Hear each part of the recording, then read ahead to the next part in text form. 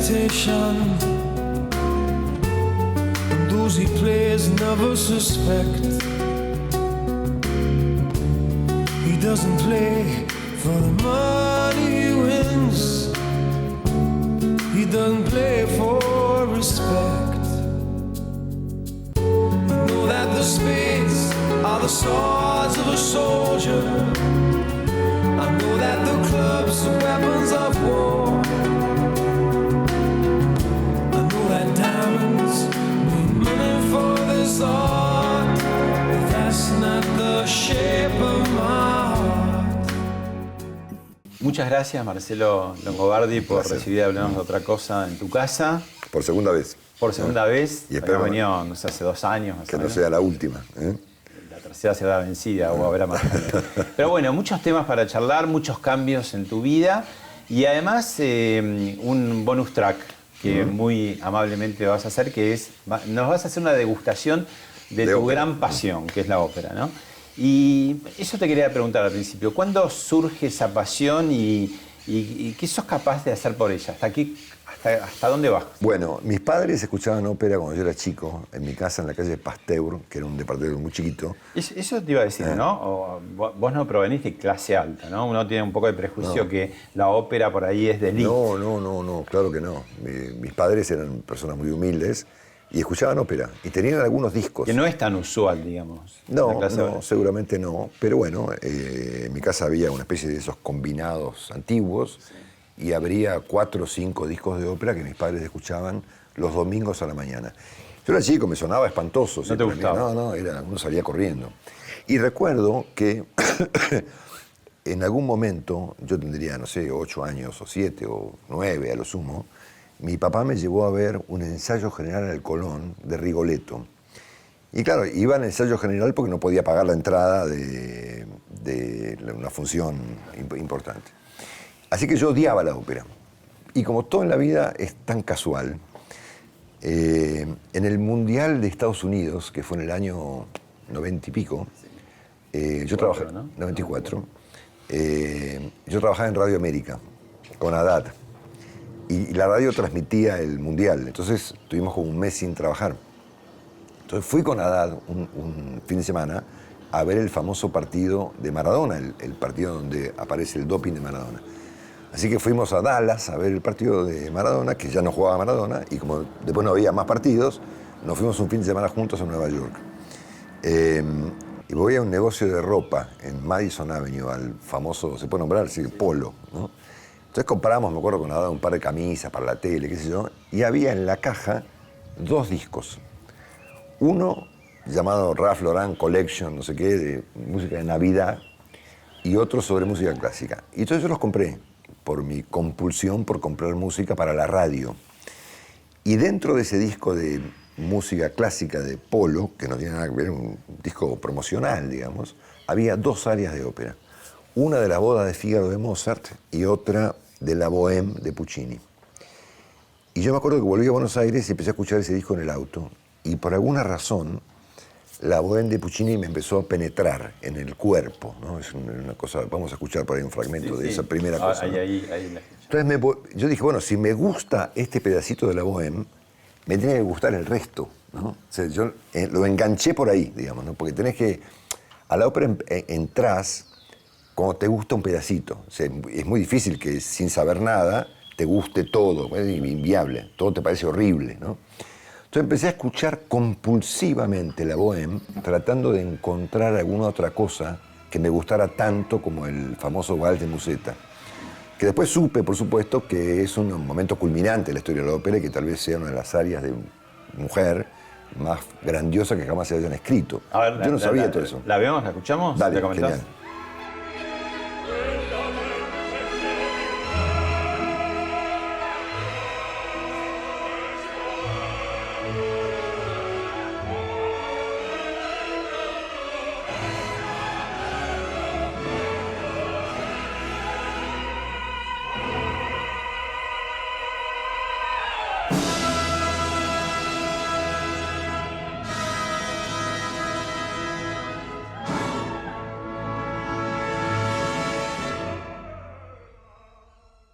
Bueno, uno de los grandes hits de la Bueno, ópera, claro. ¿no? A ver, esta chica que canta se llama Ida Garifulina, es una cantante rusa muy actual y muy vigente y muy de moda hoy en día. Pero aquella versión que yo escuché estaba en el famoso disco que te mencioné, a la famosísima Kirite Kanawa, una cantante maorí, neozelandesa, ¿no? Vino acá una vez, ¿no? Sí, seguro. Grandiosa, digamos, ¿no? Esta versión es un poquito más moderna, ¿verdad? Y es un momento culminante de una ópera maravillosa como la Bohème, que es una historia donde Mimí y Rodolfo. Bueno, a ver, Musetta y Mimí, y Rodolfo y Marcello, digamos, ¿no? Es una historia donde se muestran escenas de la vida bohemia de París. Barrio latino, ¿no? Del barrio latino de París, y se mezcla la pobreza con el amor, ¿no? Es decir, hay un grupo de bohemios muy pobres, un pintor, un cantante, un poeta que viven en una buhardilla en París, y dos de ellos, Rodolfo y Marcello, se enamoran de dos vecinas del piso de arriba, ¿no? Mimí y Musetta. Rodolfo con Mimí y Marcello con Musetta. Son dos relaciones muy contrapuestas, porque la relación de Rodolfo con Mimí es muy romántica y muy placentera, digamos. Ella está enferma, toda una cosa muy romántica, y la relación de Marcello con Musetta es muy turbulenta, ¿no es cierto? Entonces la ópera muestra escenas bohemias de aquel París bohemio de 1800 y pico, donde se ve la pobreza de los artistas y dos tipos de relaciones personales muy contrapuestas. Rodolfo con Mimí y Marcello con Musetta. Este fragmento es un fragmento fabuloso que culmina con una de las escenas más lindas de la ópera, que me parece que el Colón la ha presentado como nadie, que es una escena en un bar en París, donde luego de que ella canta esto, que lo canta para impresionar a Marcello, aparece una escena maravillosa con un montón de cantantes que en coro cantan esto luego en un coro, bueno, etc. Así que para mí la ópera empieza por la Bohème, que es una ópera, te diría, simple, ¿no? Fácil, ¿no? Vamos a ir alternando esta charla con Sí, otros fragmentos de ópera, supuesto. pero bueno, ahora te quería preguntar un poco, bueno, los ciclos se cumplen, o a veces uno se cansa, o las dos cosas, o aparece un mejor desafío profesional, pero en general siempre se acuerda un poco la salida, ¿no?, de los dos lados, más cuando uno tiene muchos años. Un poco lo que llamó la atención en tu partida de Mitre es cierta cosa disruptiva o abrupta, ¿no? ¿Qué se puede decir? Bueno, el tema La Nación ha hecho, que tal vez fue el diario que más habló sobre el asunto, y yo estoy muy agradecido con el diario La Nación por el modo en que lo han hecho, con el respeto con el que lo han hecho.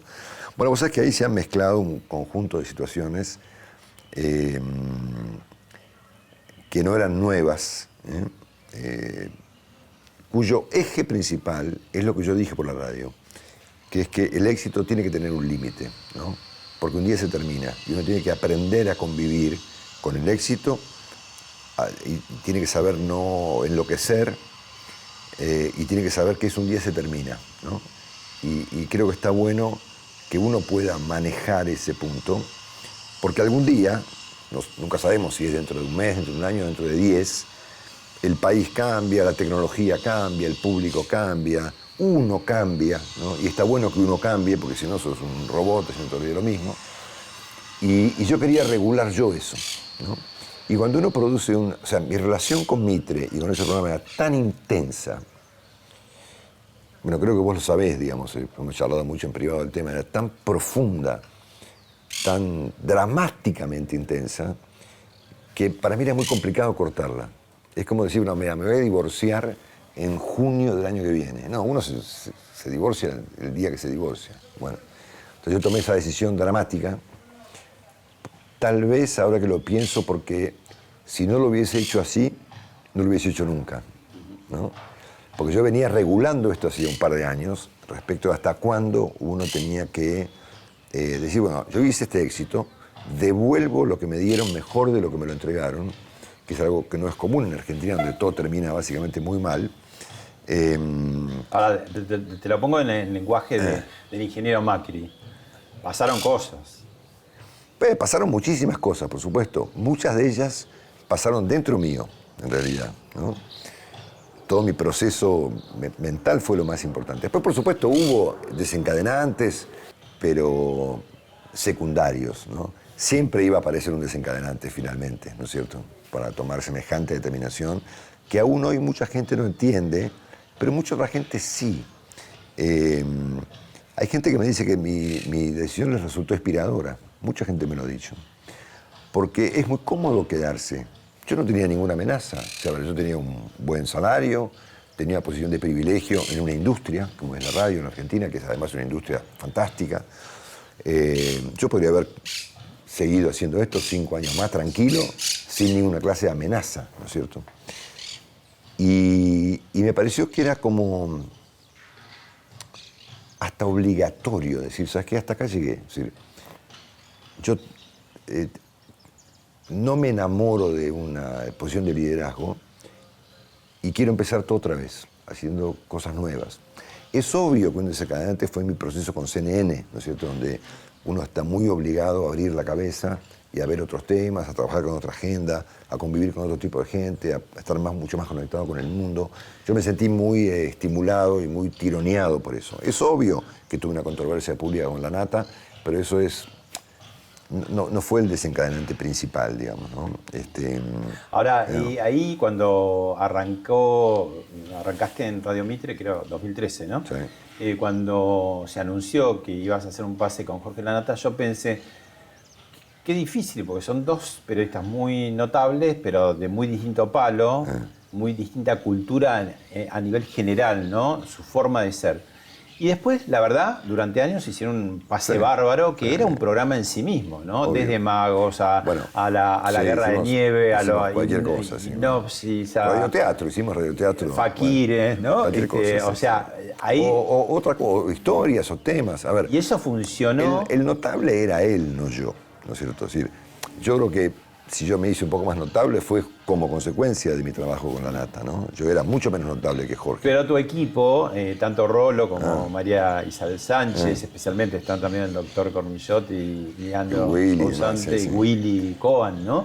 Y ellos construyeron a través de tu sobriedad un personaje también muy gracioso en algún sentido, yo hice tu orden así obsesivo, ¿no? Si yo hice una contribución a la radio en general y a Mitre en particular, fue haber creado un ambiente de trabajo interno muy diferente a lo que son los medios habitualmente, que son más llenos de tensiones y de internas y de problemas personales y de cuestiones de egos, etc. Yo fui para el otro lado, siempre fui para el otro lado, buscando una cosa más armoniosa, de más trabajo en equipo y una manera de que ese entramado humano, ese juego de roles inclusive, se conecte con el público de una manera determinada. Creo que si hay una diferencia, porque todos somos buenos periodistas o malos periodistas, o todos pensamos lo mismo, es decir, somos como commodities, ¿no es cierto? Sacando a La Nata, que es un rockstar, digamos, o un personaje de otra envergadura desde el punto de vista de su fama y de su impacto, etc. Todos somos como commodities, todos pensamos lo mismo, todos tenemos ideas parecidas, tenemos estilos diferentes, pero dentro del periodismo independiente no hay grandes diferencias entre nosotros, ¿no? Creo que la gran diferencia nuestra fue esa, la del modo en que nos conectamos entre nosotros, todas figuras relevantes, los Leuco, Diego Alfredo y Diego, Juan Fernández Díaz, Pablo Rossi, qué sé yo, María Rolo, el propio Willy, Alberto, yo, La Nata, el equipo de La Nata, en su momento Nico Viñaji y tantos otros, el modo en que nosotros nos conectamos y el modo en que eso fue transmitido al público. Yo creo que jugó un papel, si yo tengo que asignarme algún mérito en esta historia, es ese, digamos, el de haber trabajado mucho para construir ese entramado de personas que tuvo tanto éxito global, ¿no es cierto? Si la radio se volvió un éxito de la mañana hasta la noche, digamos, ¿no? Y yo entendí siempre que el modo de lograr eso era ese, ¿no? Ahora, algo ahí se rompió, ¿no? Porque digo, en un momento públicamente dijeron, bueno, no, porque se pasa tantos minutos. Pero el pase era justamente pase pasado y era de ambos, ¿no? Entonces digo, en un momento eso ya dejó de funcionar, no se entretuvieron más, se desenamoraron en algún sentido. Yo todavía no puedo explicar mucho eso, no sé bien qué es lo que pasó, digamos, porque fue algo que pasó de un día para el otro, digamos, ¿no? Y eso pudo haber actuado como un desencadenante en mi caso, de un proceso que venía mucho más complejo, digamos, ¿no? Que vos venías pensando hace Sí, y que tenía dos que años, ver ¿no? esencialmente con no abusarte de un privilegio, ¿no es cierto? Yo sé que es un pensamiento raro en Argentina, digamos, y mucha gente todavía me mira diciendo, vos estás loco, ¿no es cierto? Pero si la radio te da algo como llamar, no sé, la palabra poder yo no la usé nunca, pero una situación de poder o de privilegio o de liderazgo, 21 años de eso me resultó suficiente, ¿no? No quise jugar a ver si lo lograba hacer por 23 o 25. Me pareció que era suficiente, ¿no? Y que uno tiene que saber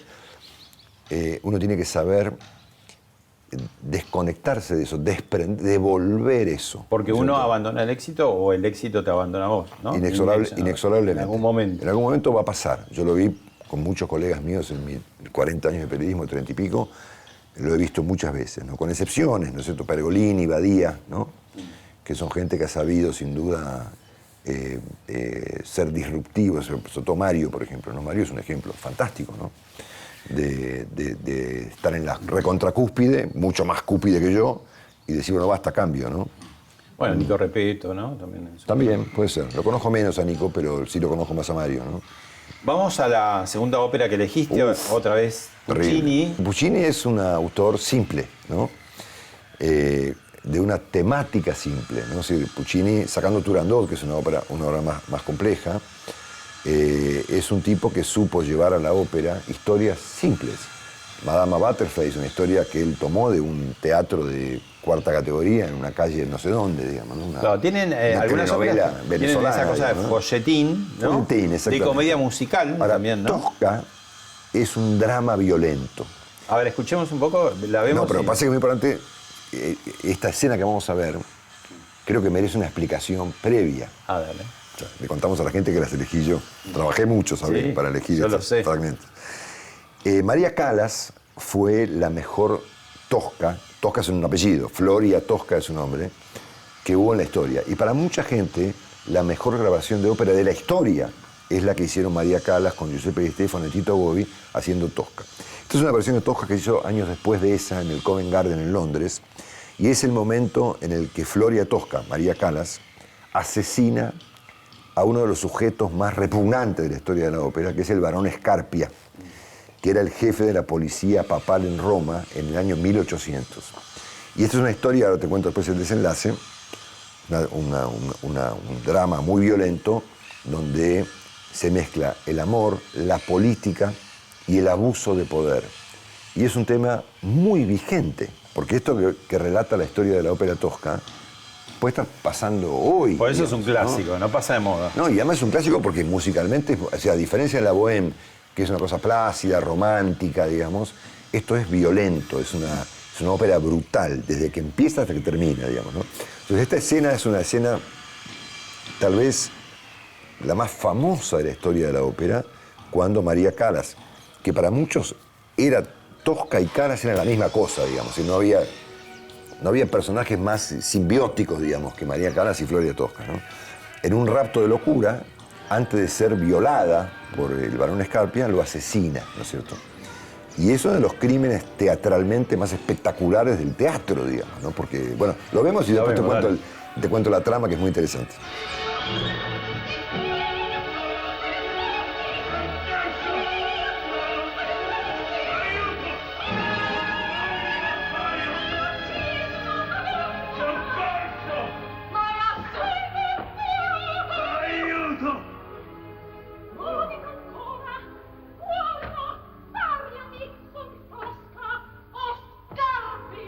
Soccorso!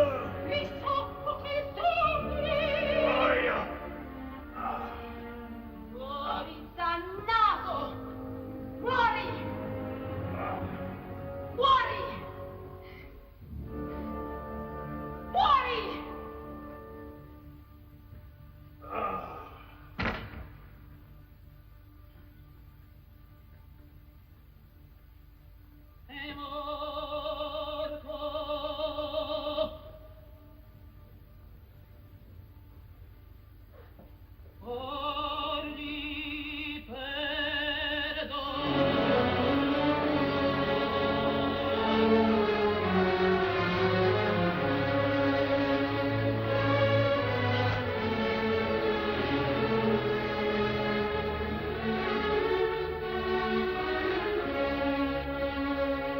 Uf, es una escena muy fuerte. Bueno, te cuento rapidísimo la historia.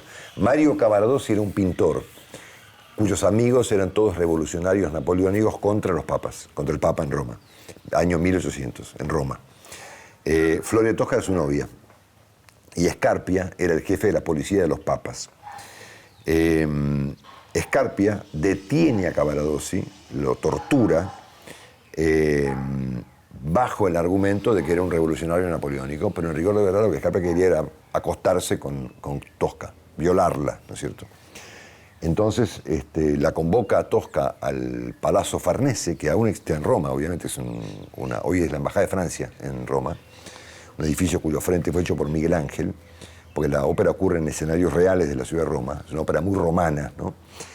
Y entonces Scarpia le propone un pacto a Tosca. Se dejaba pasar una noche con él a cambio de un salvoconducto para que se escapen, ¿no es cierto? Previo fusilamiento simulado, porque Scarpia no podía aparecer como un jefe de policía blando ante sus tropas. Entonces Tosca acepta el trato, esto es, acostarse con Scarpia, salir del Palazzo Farnese, ir a buscar a Cavaradossi, presenciar el fusilamiento simulado y escaparse a Civitavecchia. Y en el momento en que van a firmar el pacto, Tosca enloquece y lo asesina. Y eso es lo que se ve en esta escena tan alucinante. El desenlace es tremendo porque Tosca se escapa del palacio, va a buscar a su novio Cavaradossi, que estaba preso en el Castel Sant'Angelo frente al Vaticano, y le dice: mira, Mario, te van a fusilar simuladamente, ¿no es cierto? Entonces, cuando lo van a fusilar, lo fusilan de verdad. Entonces queda muerto Scarpia, tirado así en el Palazzo Farnese de Roma, queda muerto Cavaradossi, fusilado de verdad por los soldados y por los policías romanos, y Tosca resuelve tirarse del Castel Sant'Angelo frente al Vaticano y se suicida, ¿no? Es una ópera de una violencia, de una potencia musical muy espectacular, que una vez que te enganchás con ella, entendés la trama y la ves en video y en YouTube, te vuelves loco. Musicalmente además es muy espectacular. Su música es tan dramática como su trama. Volviendo un poco a acá, ¿no? Bajemos de vuelta. Bueno, esto perfectamente puede estar pasando en cualquier lugar del mundo, una trama como esta, ¿no? Lo que vos llamás la moto de los acontecimientos, ¿no? Que era tu vorágine de estos 23 años, si le sumamos antes Radio América. Yo hice 23 años la mañana de las radios. Y está, de alguna manera, un trabajo muy pesado y alienante, ¿no? Como en Argentina, donde hay tantas noticias y al mismo tiempo siempre está sucediendo lo mismo, ¿no? Esta cosa que decís, si te vas una semana de la Argentina, cambió todo, si te vas 10 años no cambió nada, ¿no? Exactamente. ¿Y cómo hiciste, digamos, cómo llevaste? Disciplina.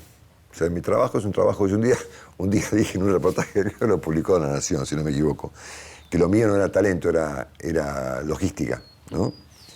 Y yo creo que eso es cierto. Lo mío fue mucha logística, mucha disciplina, ¿no? Todos los que te están reemplazando ahora un poco cuentan los días hasta que llegue quien te reemplace definitivamente, ¿no? Vos habías sacado del lado ese sufrimiento, que seguramente lo habrás tenido. Sí, pero... obvio, por supuesto, pero mucha disciplina. Tenés que tener mucha disciplina. No solamente en los horarios, sino toda tu familia se acomoda a esa disciplina. A ese silencio, porque estamos hablando de levantarse a las 4 de la mañana. 4 de la mañana. Yo le he preguntado a Magdalena Ruiz Iñazú, la decana de esta aventura. Ella nunca se acostumbró. Claro, yo le dije, ¿te acostumbras en un momento? Me dice, no, nunca. Y le digo, ¿y en qué pensabas para lograrlo? Dice, en la plata. Bueno, yo conocí... ¿Vos en qué pensabas? En el público. Yo me levantaba saltando de la cama pensando en la gente, en que no podían ser las 6:05 que yo no estuviese hablando. Un problema de compromiso. ¿Vos faltaste una vez por inundación? Sí. ¿Otra vez? No falté, llegué tarde porque se inundó. El día que se inundó La Plata, acá la Panamericana estaba cortada por el agua. Sí. Y un día me quedé dormido, uno. ¿Un día te quedaste dormido? En 23 años, sí. Y arranqué un poquito más tarde. Claro, y un día murió tu mamá. Sí. Y vos fuiste para el programa también. Sí.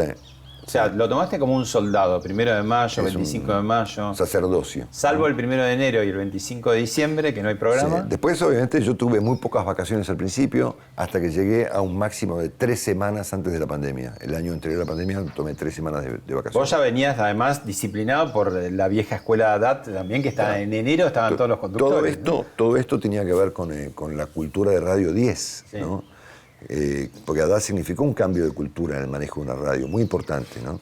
Es muy esclavizante para el conductor la radio. Es terrible. ¿no? Porque digo, la tele a veces podés grabar, pero la radio es estar ahí. ¿Sabes qué pasa? Cuando vos... Yo me tomé el rating como un compromiso, como una responsabilidad. No te digo como una carga, pero finalmente es como una especie de gran responsabilidad. Decir, bueno, mira, yo lidero la mañana de la radio y me debo esto. Y yo no puedo no estar despierto, lúcido, desayunado e informado a las 5 de la mañana. No se puede hacer. Si no, dejá, hacer otra cosa, laburar a la tarde, ¿entendés? Entonces, si vos no es para cualquiera. No, te entrenás mentalmente en que tenés una responsabilidad con la gente que se despierta a la mañana con vos. Pues yo me decía, mira, ¿cuál es la frase que yo escuché más veces en mi vida? No es buen día, papá, ¿qué tal? No, es yo me levanto con usted a las 6 de la mañana. Esa es la frase que yo he escuchado más veces en toda mi vida, ¿no? Entonces la escuché tanto, digamos, que te produce una enorme responsabilidad. Además, no un programa corto, porque yo siempre digo, 3 y 4 horas, sí. Es como ir de Buenos Aires a Pinamar y me sobra todavía, ¿no? Para dar la idea de lo largo que 4 es. horas, exactamente. Claro. Así que bueno, nada, disciplina, logística, equipo. ¿Y qué sensaciones son sacarse de encima esa mochila? Bueno, estoy en una especie de... Estas semanas que han pasado, que no son tantas, ¿no? De gran desorden, ¿no? Que se ve que mi mente y mi cuerpo me lo piden, ¿no? Es decir, como con mis hijos a la noche. A ver... De ese horario espartano que tenías, que terminaba, ¿a qué hora? ¿A las 9:30, 10 de la noche? Sí. Vos pensás que a los pocos días que dejé la radio, mis hijos me invitaron a comer un asado en la casa de uno de ellos, un martes, ¿no? Dijeron, papá, ¿venís a comer esta noche a casa? Y yo decía, mi primera reacción es, no puedo, ¿entendés? Como esta noche, ¿entendés? A las 6 de la tarde, ¿entendés? Y yo dije, ¿cómo que no puedo? Claro que voy, ¿entendés? Entonces yo ahí me encontré en una cosa rara, ¿no? Que es yendo a comer un asado improvisado en la casa de uno de mis hijos, que ellos son grandes, los varones, un martes a la noche. Cosa que no te había pasado en la vida. En 25 años, ¿entendés? Hace pocos días vino a cenar mi hijo Ignacio, que ahora vienen, obviamente, de noche, qué sé yo. Entonces en esa pérgola que está ahí nos quedamos charlando hasta las 2 de la mañana. Son cosas que yo no conocía. Puede ser que yo hasta la pandemia, que trabajé mucho tiempo acá en casa, yo no vi a mis hijas desayunar. Claro, crecieron y ya... Yo no sabía cómo era la mañana en mi casa.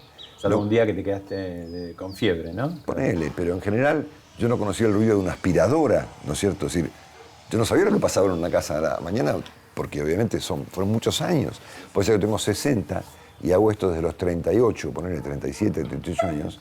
O sea, hay toda una parte de la vida que yo me perdí. Entonces ahora estoy en un momento de un poco desordenado, donde por ejemplo leo a la noche, estoy leyendo un libro alucinante sobre una historia sobre Borges, contada por un profesor de literatura en Estados Unidos. Miro televisión hasta tarde, leo, ordeno papeles, estoy ahora, después de la próxima ópera... Mi vida es un caos, digamos. Ahora nos vas a contar qué estás haciendo y qué vas a hacer, pero está tu tercer título que elegiste, que es Caballería Rusticana. Exactamente. Breve, contanos o vemos qué querés hacer. Bueno, vemos y sobre todo escuchamos esta música, que es una música, una de las melodías más hermosas de la historia de la música, hecha por Pietro Mascagni para un intermedio de la ópera, es una ópera muy cortita, muy siciliana y también muy dramática, en la que se inspiró Freddie Mercury para hacer Rapsodia Bohemia. Cuando Rapsodia Bohemia empieza y Mercury dice, oh mamá, no sé cuánto, es la mamá Lucia de Caballería Rusticana, porque Mercury era un experto en ópera. Esta música fue utilizada en el final del Padrino 3, cuando asesinan a la hija de Al Pacino, del sucesor del Padrino. Y Coppola ahí mezcló una escena tremendamente dramática, que es el crimen de la hija de Corleone, con una música muy romántica, ¿no? Y produce un efecto muy impresionante que lo compartimos, si te parece. Lo elegí yo anoche.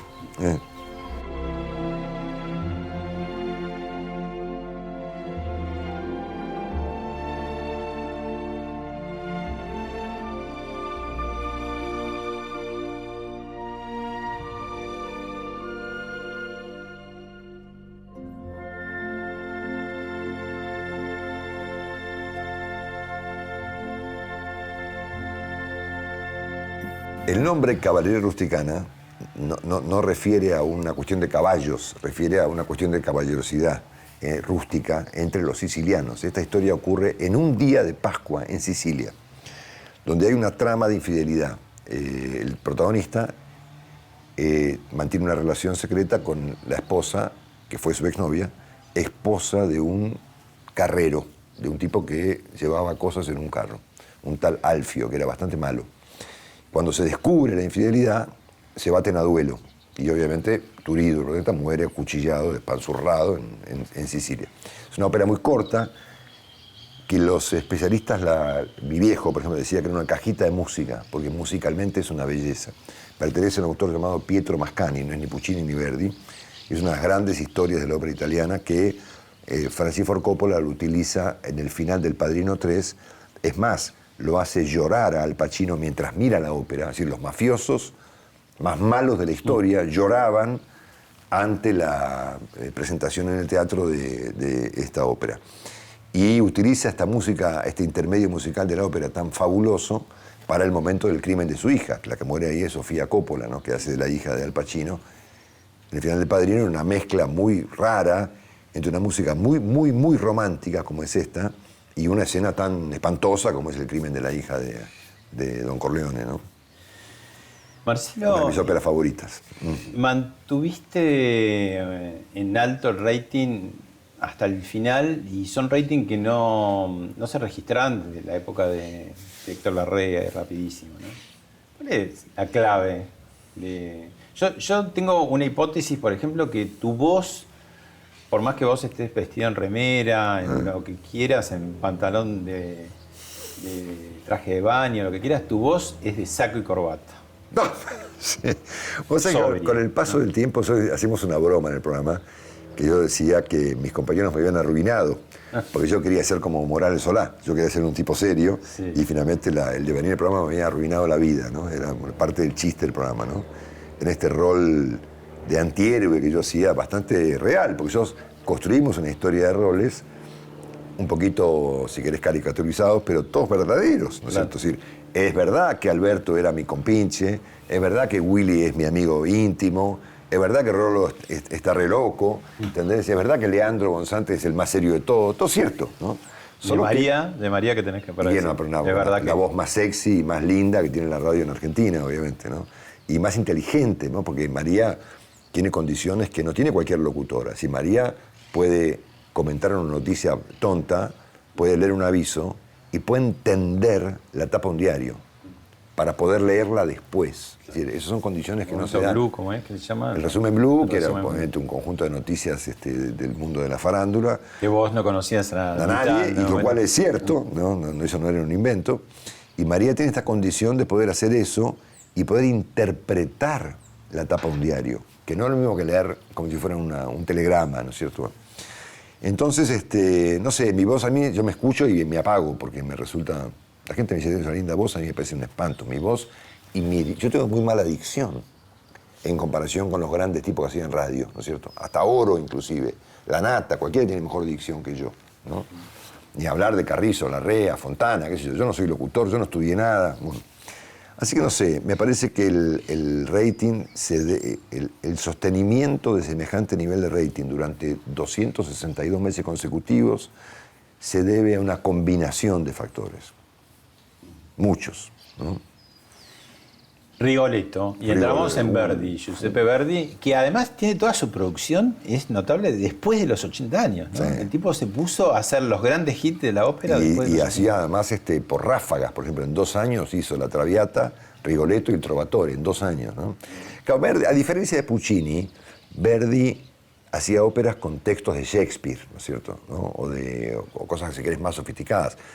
Por ejemplo, Rigoletto es un libro original de Víctor Hugo, se llama El Roi s'amuse, El Rey se ríe.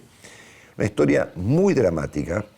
Yo la recuerdo, obviamente años después, me acordé que mi papá me había llevado al Colón a ver, y todavía hoy me acuerdo de algunas escenas de ese día. Yo era muy chiquito, como te dije al principio, fui a ver un ensayo general.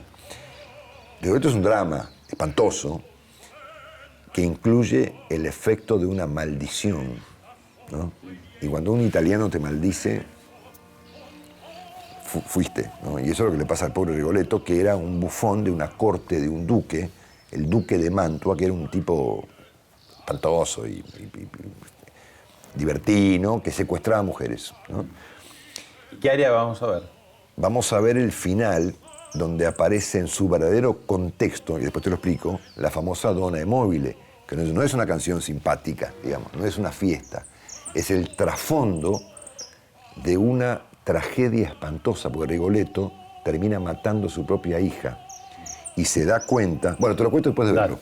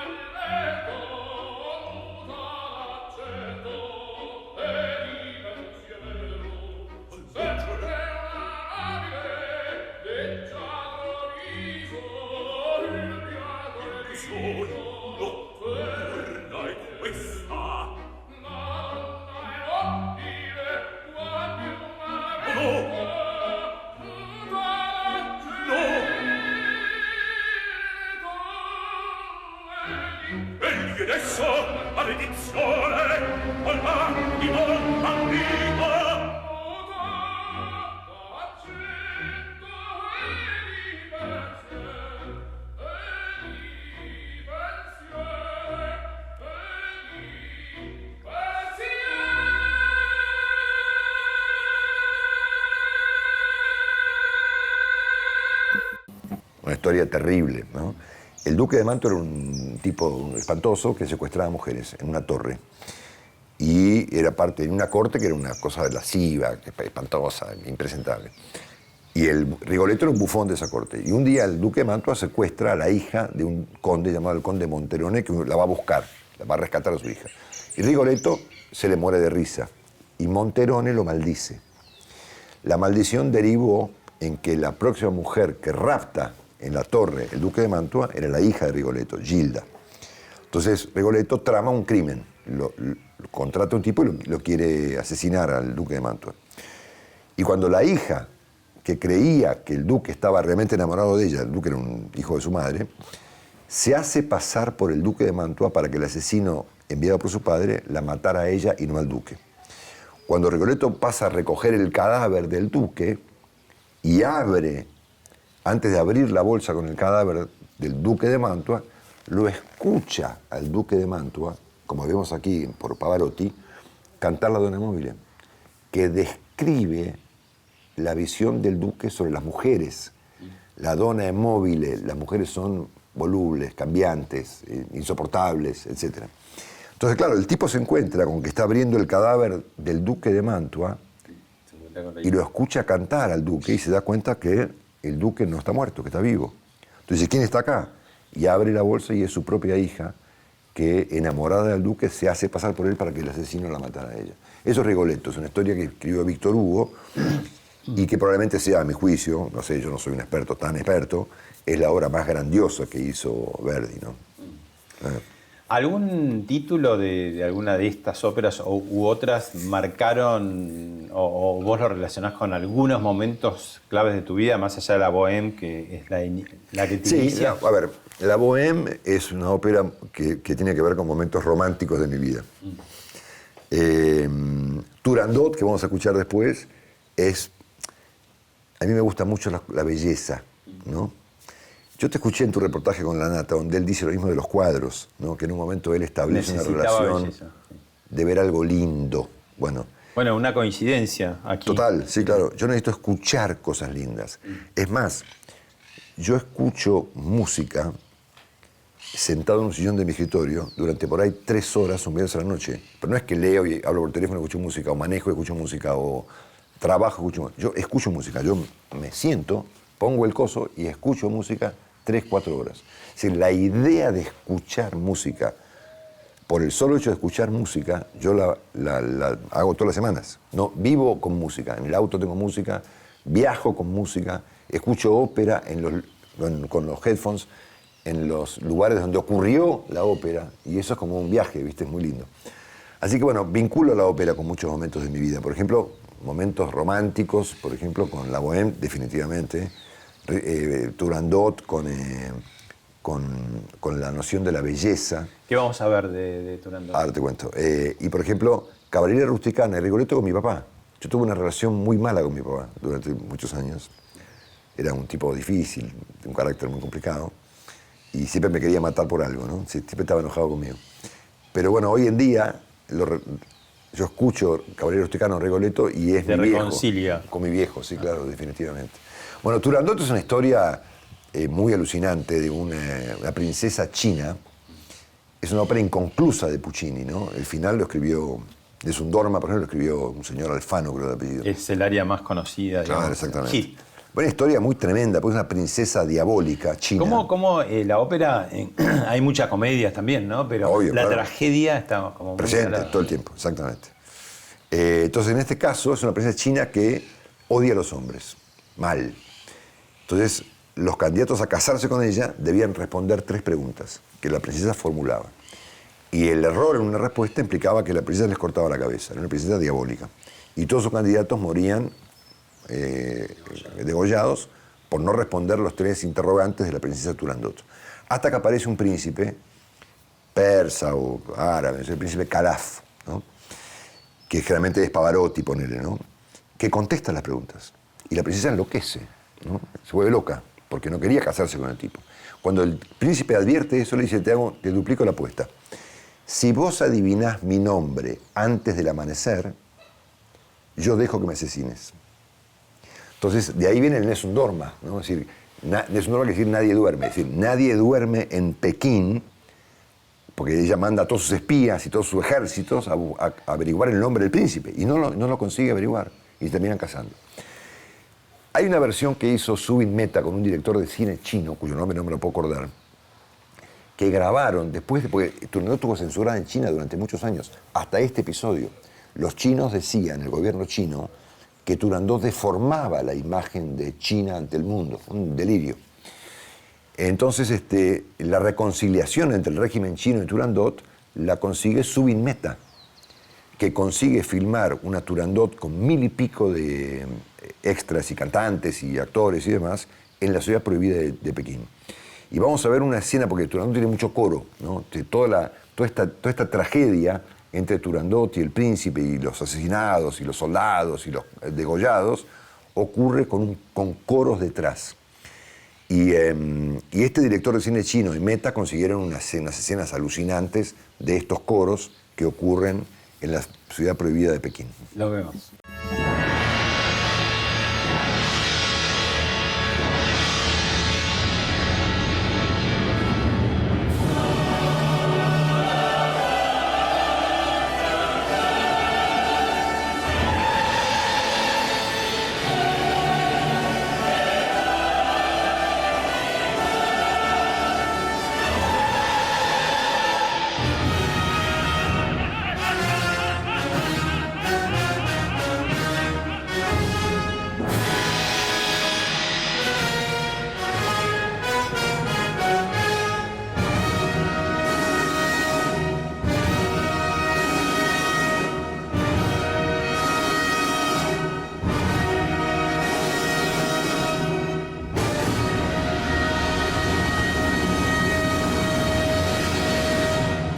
Bueno, Marcelo, se terminó la radio y estás en el momento de desorden, de limpiarte todo y prepararte para otra cosa. ¿Y qué es lo que viene? Ya estabas haciendo entrevistas para CNN. Exacto. En distintas partes del mundo, eso se va a acentuar. Sí. Pero vienen otros proyectos también. Sí, a ver, bueno... De lo que puedas contar, porque Sí. las corporaciones internacionales son muy de guardar los secretos Sí, hasta sí. prácticamente Exacto, bueno. días antes del estreno. A ver, mi relación con CNN se ha hecho muy profunda Intensificada. e intensificada en los últimos años. Pienso pasar mucho tiempo fuera de Argentina, yendo y viniendo, no viviendo afuera, pero sí yendo y viniendo porque te abre mucho la cabeza, ¿viste? Si ves otra gente, otra agenda, trabajas con equipos de gente de todo el mundo. Ya con el COVID habías empezado a viajar, porque mucho, hoy se puede exactamente. emitir y nadie se da cuenta si estás en Buenos Aires o en Sí, cualquier eso parte es del una mundo. cosa que hay que aprovechar. Es decir, Ese se puede factor hacer- también me parece que debe haber influido Muy, mucho, ¿no? mucho, Te mucho. sacó esa cadena de Exactamente. la calle Mansilla, ¿no? Exacto, De ir de tu cualquier casa al lado, trabajo y del trabajo a casa. Exactamente. Si poder trabajar en el mundo es algo que te enseña mucho. Claro. Te abre la cabeza. Porque, a ver, nosotros tenemos... El periodismo generalmente es doméstico en todos los países del mundo. Nosotros somos domésticos, la nación es doméstica, yo he sido doméstico, todos tenemos periodismo doméstico. Esta es la naturaleza de la profesión. Hay otros medios que tienen un alcance menos doméstico, por ejemplo, no sé, por el New York Times, ¿no? Que es doméstico, es un diario de pueblo, ponerle muy de Nueva York, pero lo que dice tiene un impacto global. CNN es un canal global, que es una cosa distinta. Está concebida como una compañía de periodistas globales, ¿eh? Y la agenda de CNN es global. Entonces yo me metí en ese mundo y me resultó fascinante, es decir, poder trabajar con gente de todo el mundo, con equipos compuestos por personas de muchos países y con una agenda de temas que tienen que ver con muchos países al mismo tiempo. Eso me resulta muy estimulante. Y ahí voy a estar, va a ser mi trabajo principal. Pero tengo un par de proyectos que tienen que ver con el cine. ¿Vas a ser actor? No, voy a ser yo. Bueno, es un proyecto, por ahí no sale, ¿ok? Estamos trabajando. Donde uno puede ser de periodista en la tele, en la radio, en Instagram, o puede hacer lo mismo en el cine. Así que estoy trabajando en un par de proyectos donde yo hago como de periodista, en un par de películas. Después tengo un proyecto para trabajar en algunos documentales sobre música, con una productora argentina muy importante, que no puedo decir su nombre todavía. En abril te lo cuento. Y pienso estar más activo en algunas redes sociales, pero en el buen sentido, digamos, ¿no? Es decir, sobre todo en Instagram, pero falta un poco todavía para eso. Bueno, vamos a ir a una pausa. Te voy a dejar picando una pregunta que seguramente no me vas a contestar, pero bueno, que tiene que ver con quién te gustaría que te reemplace en tu programa de Radio Mitre, o por lo menos qué características tiene que tener. Nos queda además el brindis de la Traviata. Vamos a aprovechar ya que estamos este cambio de vida tuya y que vienen las fiestas. Vamos a brindar también. Ya volvemos.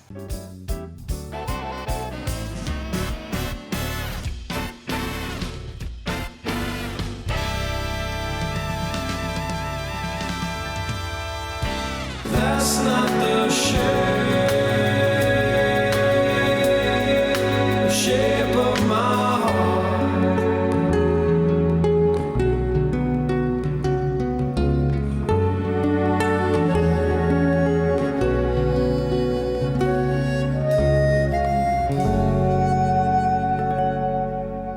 Bueno, Marcelo, antes de que me contestes las preguntas que quedaron pendientes, un párrafo sobre hacia dónde va la Argentina. La Argentina está enroscada ahora, y lo va a estar por 2 años, en 2 controversias políticas que ocurren no entre las coaliciones, sino dentro de ellas. Ha comenzado muy anticipadamente la pelea por el 2023. Quiere decir que en los próximos 2 años vamos a ver 2 grandes conflictos políticos que es como que no se tocan mucho. Uno que ocurre dentro del oficialismo y otro que ocurre dentro de la oposición. De un lado está, bueno, obviamente Cristina, el kirchnerismo, la Cámpora, el presidente Fernández, el peronismo, las provincias, y del otro lado están Macri, Larreta y compañía. Y esos 2 conflictos se tocan a veces, pero son como independientes, ¿no? Y esto es un problemón porque es natural que existan tensiones internas, no tantas, porque Argentina es un país que necesita consensos indispensables, porque es tal la envergadura estructural de los problemas, particularmente el de la pobreza, el de la inflación, que están vinculados, que si no hay acuerdos no hay solución. Entonces... no se puede esperar 2 años tampoco. Habrá que esperar 2 años. Sí, me parece, yo, por lo que veo, nadie tiene ningún apuro acá, ¿no? O sea, después de las elecciones no estamos viendo ninguna preocupación, urgencia, ¿no? ni estructural sobre lo que hay que hacer, digamos, ¿no? Así que bueno, me parece que tenemos que esperar 2 años y ver si efectivamente en algún momento se ocurre, cuando haya liderazgos, alguna clase de consenso, ¿no? Hasta casi te diría de gobierno de coalición, ¿no? Para que puedan enfrentarse los costos que significa una reformulación de la Argentina y que sea políticamente viable, ¿no? Porque obviamente con gobiernos débiles que venimos teniendo, a ver, no hay reformas sin poder, ¿no? O sea, las reformas requieren de una estructura de poder muy consistente para poder hacerlas y poder bancar el costo político que significa, por ejemplo, tener una moneda, ¿no es cierto? O corregir el drama de la pobreza en Argentina. Si no hay consensos muy amplios, te diría, Pablo, olvidate. Marcelo, ¿quién debería ponerse al frente de cada mañana a partir del 1 de febrero de 2022? Bueno, primero es una discusión que a mí no me corresponde. Pero creo que la persona, hay mucha gente que lo puede hacer, ¿no? Qué sé yo, te digo nombres por decir, que yo, Luino Varecio, Johnny Viale, el propio Willy, Jorge Fernández Díaz, cualquiera que entienda lo relevante que es la relación de una radio con su público. ¿Mujer también puede ser? Por supuesto, claro, sin duda. Cristina Pérez, qué sé yo, no sé. Mucha gente lo puede hacer. Nelson lo hizo muchos años, lo hace la tarde en otra radio. ¿Qué requiere? ¿Cuál es el requisito fundamental? Disciplina, orden, trabajo en equipo y nunca olvidarte que una radio no es un canal de televisión ni un programa de televisión. Una radio es una radio global que requiere que sus conductores y sus equipos estén vinculados y se lleven bien y que todo ese sistema, esos roles se conecten de un modo determinado con el público. El que entienda eso seguramente le va a ir tan bien como me fue a mí, ¿no? Bueno, vamos a ir al gran hit de la ópera, el gran hit, y que nos va a permitir también a nosotros copiarlos, imitarlos, que es el brindis, el área del brindis de la Traviata de Giuseppe Verdi. Un drama melancólico, ¿no? Un melodrama, digamos, un verdadero melodrama, ¿no? Que hizo Verdi con una obra escrita originalmente por Alejandro Dumas, La Dama de las Camelias, que cuando yo era chico, en el cine en Argentina era Los muchachos de antes no usaban gomina. Es la misma historia. Bueno, Verdi le llevó a la ópera una obra famosa de Alejandro Dumas llamada La Dama de las Camelias. Se llama La Traviata en la ópera. La vemos.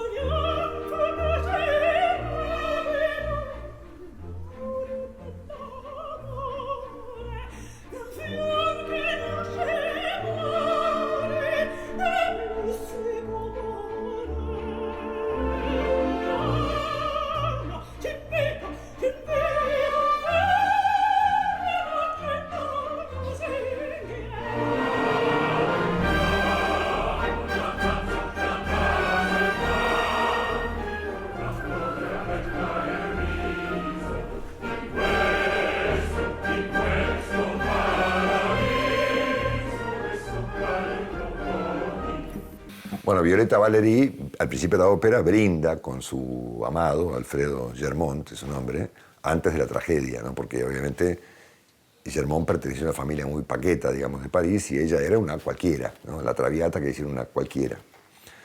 Hoy en día está mal visto eso, obviamente, pero bueno, así era en 1800 y pico. Y entonces, claro, el padre interviene en esa relación y ella finalmente acepta que su relación con Alfredo afectaba el prestigio de la familia en París y por lo tanto resuelve abandonarlo y ella finalmente muere de tuberculosis.